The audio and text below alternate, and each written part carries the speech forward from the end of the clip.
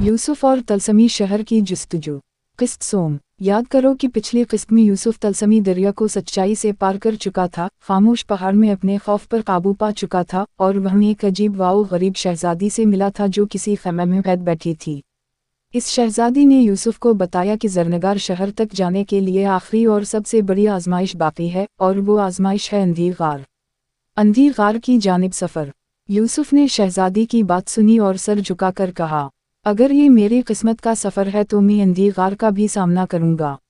शहजादी ने आहिस्ता कहा, याद रखना इस गार में रोशनी तुझे कुछ दिखा ना सकेगी, वहाँ सिर्फ तेरा दिल तुझे रास्ता दिखाएगा। बहुत से बहादुर लोग इस गार में गए मगर वापस ना आए, क्योंकि इन्होंने अपनी कमज़ोरी को छुपाना चाहा, मगर वहाँ सब राज जाहिर हो जाते हैं। ये कहकर शहजादी ने यूसुफ को एक छोटा सा चिराग दिया जिसमें मध्यम सी लौ जल रही थी।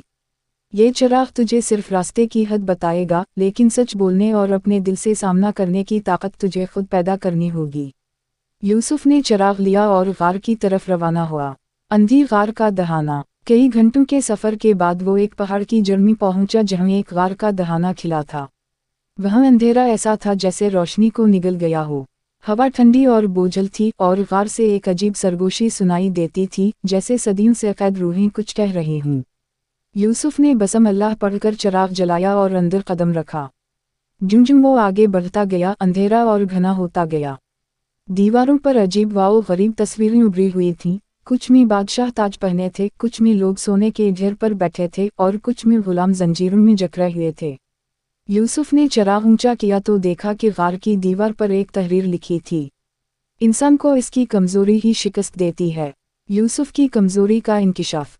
यूसुफ आगे बढ़ा तो अचानक गार में गहरी आवाज़ गूंजी, ए यूसुफ, बता तेरी सबसे बड़ी कमज़ोरी क्या है।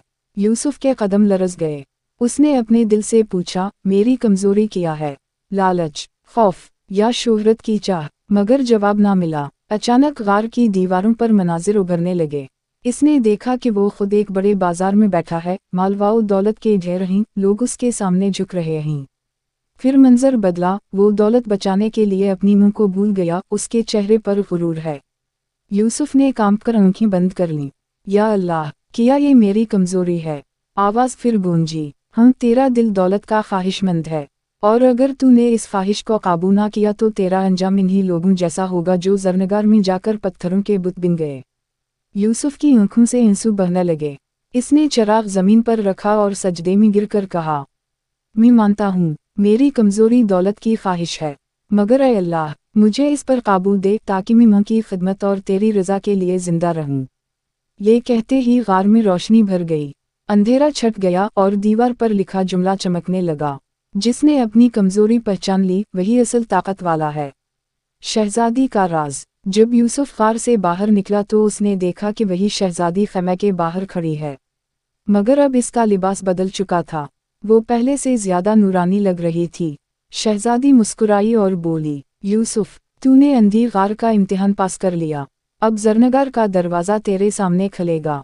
लेकिन याद रख, जरनगार का असल राज अभी तुझे नहीं मालूम। वहाँ सिर्फ सोना और जवाहिर नहीं, बल्कि एक ऐसी हकीकत है जो तुझे हैरान कर देगी। यूसुफ ने पूछा, क्या तुम भी जरनगार का हिस्सा हो? शहजादी ने आंखें झुकाकर कहा, हाँ, मैं जरनगार की कैदी हूँ, और मेरा राज ही इस शहर का राज है। ये कहकर उसने यूसुफ को मशरिक की सिमत इशारा किया, जहाँ आसमान पर एक सुनहरी रोशनी झलक रही थी। किस्त का इख्तिताम। ए सामईन किराम, यूसुफ ने अंधीर गार की आजमाइश में अपनी सबसे बड़ी कमज़ोरी को पहचान लिया और इस पर काबू पाया, मगर अब इसके सामने खलने वाला है जरनगार शहर का दरवाज़ा और शहजादी के राज से पर्दा उठने वाला है। वो राज किया है, जरनगार में कौन सा तलस्सम छुपा है, और यूसुफ वहाँ किया फैसला करेगा। ये सब आप सुनेंगे अगली किस्त में।